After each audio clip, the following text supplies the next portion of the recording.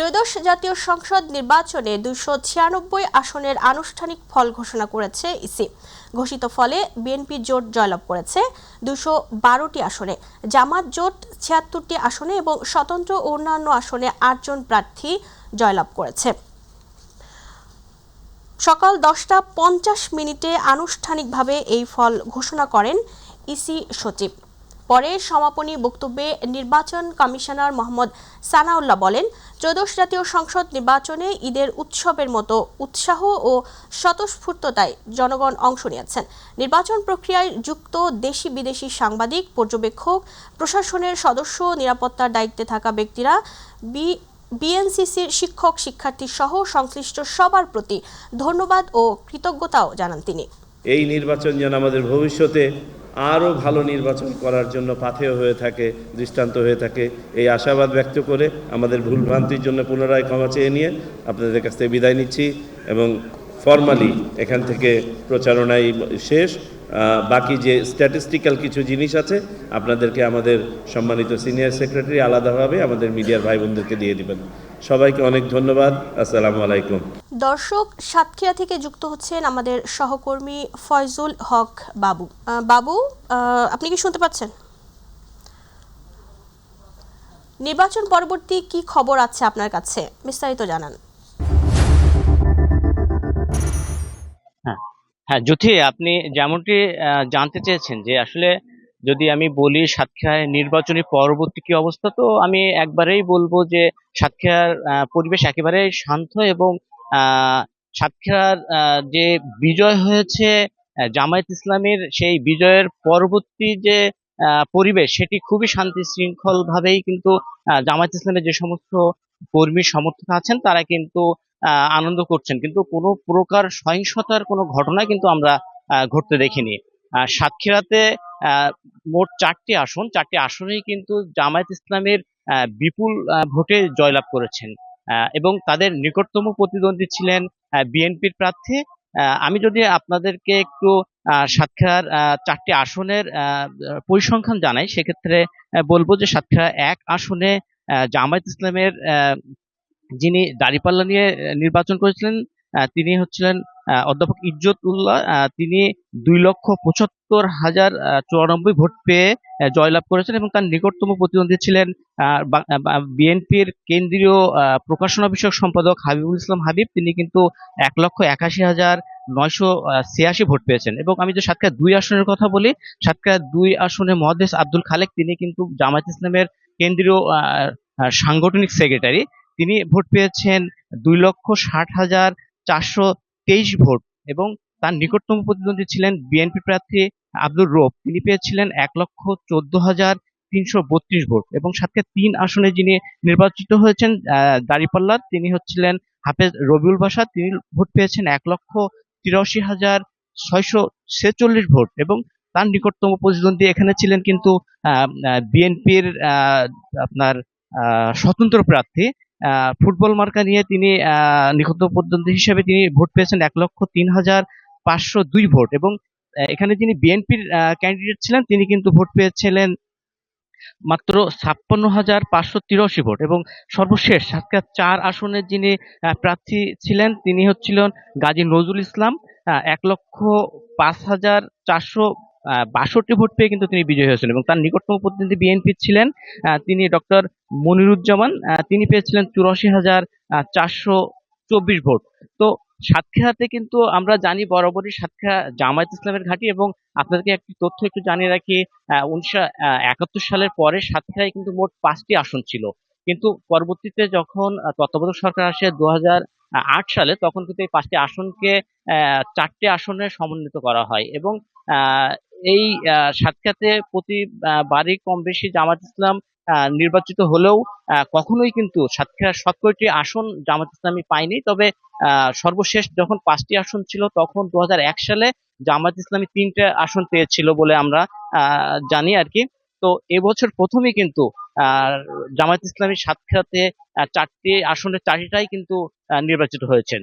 তো গতকাল যখন বেসরকারিভাবে ঘোষণা করা হয় যে জামায়াত ইসলামী 4টি আসনে বিজয়ী হয়েছেন, তখন কিন্তু আমরা দেখেছি জামায়াত ইসলামের নেতৃবৃন্দ বা কর্মী সমর্থক যারা আছেন তারা কিন্তু আনন্দ মিছিল করেছেন এবং খুব শান্তি পূর্ণভাবে কিন্তু তারা তাদের আনন্দ উল্লাস করেছেন। কোনো প্রকার সহিংসতা ছাড়াই কিন্তু তারা তাদের আনন্দ মিছিলটি কিন্তু তারা করেছেন। এবং আজ দুপুর 12টার দিকে কিন্তু সাতক্ষীরা যিনি প্রিজাইডিং অফিসার আছেন, সাতক্ষীরা জেলা প্রশাসক মিস আফরোজা আক্তার, তিনি কিন্তু জামায়াত ইসলামের যে 4টি আসনে জয়ী হয়েছেন তাদেরকে কিন্তু ফাইনালি কিন্তু তাদের হাতে ফলাফল কিন্তু হস্তান্তর করেছেন বলে আমরা দেখেছি। তো এই ছিল সাতক্ষীরা থেকে নির্বাচনের পরবর্তী সর্বশেষ খবর আমার কাছে এখন পর্যন্ত। জুথি। বাবু, আপনাকে অনেক ধন্যবাদ। দর্শক, সাতক্ষীরার ডিসি অফিস থেকে যুক্ত ছিলেন আমাদের সহকর্মী ফয়জুল হক বাবু। তিনি জানাচ্ছিলেন নির্বাচনী পরবর্তী খবরাখবর। দীর্ঘ 2 দশক পর আবারও বিএনপির একক সংখ্যাগরিষ্ঠতা অর্জন, মসনদে বসার অপেক্ষায় তারেক রহমান। দিনভর শান্তিপূর্ণ ভোট গ্রহণ শেষে সারা রাত চলে ফল ঘোষণা, আর এতেই নিরঙ্কুশ সংখ্যাগরিষ্ঠতা অর্জন করে দলটি। বিএনপির ক্ষমতার ইতিহাস সর্বশেষ 2001 সালের সংসদ নির্বাচনে বিএনপি নিরঙ্কুশ সংখ্যাগরিষ্ঠতা পেয়ে সরকার গঠন করেছিল। এর আগে জামাত বিএনপি নেতৃত্বাধীন জোটের অংশ হিসেবে সরকার ও বিরোধী দলে থাকলেও এবারই প্রথম তারা প্রধান বিরোধী শক্তির মর্যাদা পেতে যাচ্ছে। আতিকুর রহমান তিতাসের রিপোর্ট। ত্রয়োদশ জাতীয় সংসদ নির্বাচনে নিরঙ্কুশ সংখ্যাগরিষ্ঠতা নিয়ে দীর্ঘ 20 বছর পর চতুর্থবারের মতো সরকার গঠন করতে যাচ্ছে বিএনপি। 299টি আসনের মধ্যে বেসরকারি ফলাফলে 211টি আসনে জয় পেয়েছে দলটির ধানের শীষ প্রতীকের প্রার্থীরা। বিএনপি সর্বশেষ 2001 সালে সংসদ নির্বাচনে নিরঙ্কুশ সংখ্যাগরিষ্ঠতা পেয়ে সরকার গঠন করেছিল। 2006 সালের 28 অক্টোবর তৎকালীন প্রধানমন্ত্রী বেগম খালেদা জিয়া রাষ্ট্রপতির কাছে ইস্তফাপত্র প্রদানের মাধ্যমে সেই মেয়াদের সমাপ্তি ঘটে। এর আগে শহীদ রাষ্ট্রপতি জিয়াউর রহমানের গড়া এই দলটিকে সাবেক প্রধানমন্ত্রী ও চেয়ারপারসন বেগম খালেদা জিয়া জনপ্রিয়তার শীর্ষে নিয়ে যান। দীর্ঘ 9 বছর স্বৈরাচার এরশাদ বিরোধী আন্দোলনে রাজপথে নেতৃত্ব দিয়ে 1991 সালে নির্বাচনে জয়ী হয়ে তিনি দেশের প্রথম নারী প্রধানমন্ত্রী হিসেবে দায়িত্ব পালন করেন। এছাড়া 1996 সালেও স্বল্প সময়ের জন্য সরকার গঠন করেছিল বিএনপি। তারেক রহমানের অভিষেক ও নেতৃত্ব বিএনপির পক্ষ থেকে আগেই ঘোষণা করা হয়েছিল। দল ক্ষমতায় গেলে বর্তমান চেয়ারম্যান তারেক রহমানই হবেন দেশের পরবর্তী প্রধানমন্ত্রী। এবারই তিনি প্রথমবারের মতো জাতীয় সংসদ নির্বাচনে অংশ নেন এবং ঢাকা 17 ও বগুড়া 6 দুটি আসন থেকেই জয়লাভ করেন। বিগত 17 বছরের নির্বাসিত জীবনের অবসান ঘটিয়ে গত বছরের 25 নভেম্বর দেশে ফেরেন তারেক রহমান এবং 27 নভেম্বর ভোটার তালিকায় অন্তর্ভুক্ত হন। 1988 সালে বগুড়ার গাবতলী উপজেলা বিএনপির সদস্য হিসেবে তার আনুষ্ঠানিক রাজনৈতিক যাত্রা শুরু। 1993 সালে বগুড়ায় গোপন ব্যালটের মাধ্যমে নেতা নির্বাচনের সংস্কৃতি চালু করে তিনি তৃণমূল রাজনীতিতে সাড়া ফেলেন। 2002 সালে দলের সিনিয়র যুগ্ম মহাসচিব এবং 2009 সালে সিনিয়র ভাইস চেয়ারম্যান নির্বাচিত হন তারেক রহমান। 2018 সালে বেগম খালেদা জিয়া কারান্তরীণ হওয়ার পর তিনি দলের ভারপ্রাপ্ত চেয়ারম্যানের দায়িত্ব গ্রহণ করেন এবং আওয়ামী লীগ সরকারের বিরুদ্ধে যুগপৎ আন্দোলনে নেতৃত্বও দেন। গত 30 December BNP chairperson Begum Khaleda Zia মৃত্যুবরণ করেন। এরপর 9 জানুয়ারি দলের স্থায়ী কমিটি তারেক রহমানকে চেয়ারম্যান হিসেবে আনুষ্ঠানিক স্বীকৃতি দেয়। সংসদীয় সমীকরণ বাংলাদেশে সরকার গঠনের জন্য 300টি সংসদীয় আসনের মধ্যে অন্তত 151টি আসনে জয়ের প্রয়োজন হয়। বিএনপি এককভাবেই সেই সংখ্যা অতিক্রম করেছে। অন্যদিকে এবারই প্রথমবারের মতো সংসদে প্রধান বিরোধী দল হতে যাচ্ছে জামায়াত ইসলামী নেতৃত্বাধীন 11 দলীয় জোট। এর আগে জামাত বিএনপি নেতৃত্বাধীন জোটের অংশ হিসেবে সরকার ও বিরোধী দলে থাকলেও এবারই প্রথম তারা প্রধান বিরোধী শক্তির মর্যাদা পেতে যাচ্ছে। আতিকুর রহমান তিতাস, মাই টিভি। দর্শক, এই মুহূর্তে বরিশাল থেকে যুক্ত হচ্ছেন আমাদের সহকর্মী পারভেজ রাসেল। তিনি নির্বাচনী পরবর্তী খবরাখবর জানাবেন। জানাতে চাই বরিশালে আসলে জানেন যে গোটা দেশের সাথেই কিন্তু এক যুগই শেষ হয়েছে যে ভোটের যে সমীকরণ। তো সকল জল্পনা কল্পনার অবসান ঘটিয়ে সকল চক্রান্তকে আক্রান্ত করে কিন্তু বিএনপির বড় একটি বিজয় হয়েছে। সে একইভাবে গোটা দেশের না কিন্তু বরিশালেও সদর আসন সহ বরিশাল সংসদীয় 6টি আসন ছিল, সেই 6টি আসনেই কিন্তু বিএনপির বিশাল একটা বিজয় হয়েছে। পাশাপাশি মহাজোটেরও হয়েছে এবং শরিক দল বা 11 দলেরও কিন্তু হয়েছে 21 আসনের মধ্যে। সব মিলিয়ে যারা ভোটার ছিল তারাও কিন্তু একটা ছিল, তারাও ভোট দিয়েছেন, ভোট কেন্দ্রে গিয়েছেন, নিজের প্রার্থীকে বাছাই করেছেন এবং সুষ্ঠু ভোট হয়েছে। তবে সাধারণ ভোটাররা বলছে এবার যে যদি প্রশাসন চায় তবে এবারই দেখিয়ে দিয়েছে একটি অবাধ সুষ্ঠু নিরপেক্ষ নিরপেক্ষ নির্বাচন কিভাবে সম্পন্ন করা যায়। আমি এই মুহূর্তে রয়েছি বরিশালের সদর উপজেলার রায়পাশা করাপুর ইউনিয়নে রয়েছি। আমি একটু জানিয়ে রাখি যে যারা বিজয়ী হয়েছেন, বিশেষ করে বিএনপির সেই বিএনপির চেয়ারপারসন বা যিনি নতুন করে নির্বাচিত হয়েছেন, দলের যিনি হাল ধরেছেন তারেক রহমান, তার নির্দেশনা ছিল যারা বিজয়ী হবে তারা আনন্দ উল্লাস নয়, বরং তারা দোয়া করবে, দোয়া মোনাজাত মাহফিল করবে, এর মধ্য দিয়ে তারা কিন্তু শুকরিয়া জ্ঞাপন করবে। সেই ধারাবাহিকতা এসেছি আমরা রায়পাশা করাপুর ইউনিয়নে। এখানে রয়েছেন সদর উপজেলার বিএনপির আহ্বায়ক আলহাজি নুরুল আমিন। তিনি তার উদ্যোগে কিন্তু বিএনপির যারা মনোনীত হয়েছেন বা এই সদর আসনের অ্যাডভোকেট মুজিবুর রহমান সরোয়ার তিনি যে কষ্ট করেছেন, ভোটাররা ভোট দিয়েছেন, প্রতিশ্রুতি ছিল, সেই ধারাবাহিকতা আজকে এই তার বাড়ির সামনে মসজিদেই তিনি দোয়া মোনাজাত করেছেন। কি কি আশ্বস্ত করছেন আগামীতে আপনার যিনি মনোনীত প্রার্থী হয়েছেন তিনি কি কি করতে চাচ্ছেন দলের জন্য? দেখেন, বরিশালের যত উন্নয়ন সব বিএনপির হাত ধরেই হয়েছে এবং এই বিএনপির এই আসনে বিগত 4 বার আমাদের অ্যাডভোকেট মুজিবুর রহমান সরোয়ার উনি এমপি ছিলেন।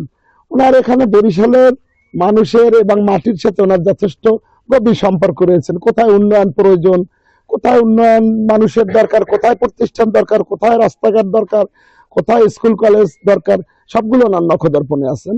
তো আমাদের এমন একজন লোক আমরা পেয়েছি যিনি ব্যক্তিগতভাবে 19টি প্রতিষ্ঠান করেছেন, বর্তমানে তিনি 15টি মসজিদ করতেছেন এবং তার এই মুজিবুর রহমান সরোয়ারকে বানানোর জন্যই আমরা আগ্রহী ছিলাম এবং বরিশালবাসী সেটা করেছে। তিনি তার নির্বাচনী ইশতেহারে ছিল যে আমাদের বরিশালের যে সমস্যা রয়েছে, বিশেষ করে রাস্তাঘাট এবং আমাদের স্কুল কলেজ এবং বিশেষ করে বেকারদের কর্মসংস্থান, এই জন্য তিনি বলেছেন আমরা অচিরেই ভোলা এবং বরিশালের সেতুর প্রয়োজন, সেই সেতুটা যদি করতে পারি তাহলে বরিশালে ভোলা থেকে আমাদের গ্যাস আসবে, গ্যাস আসলে আমাদের বরিশালের বিসিকে আমরা বিভিন্ন মিল কারখানা ইন্ডাস্ট্রি করতে পারবো।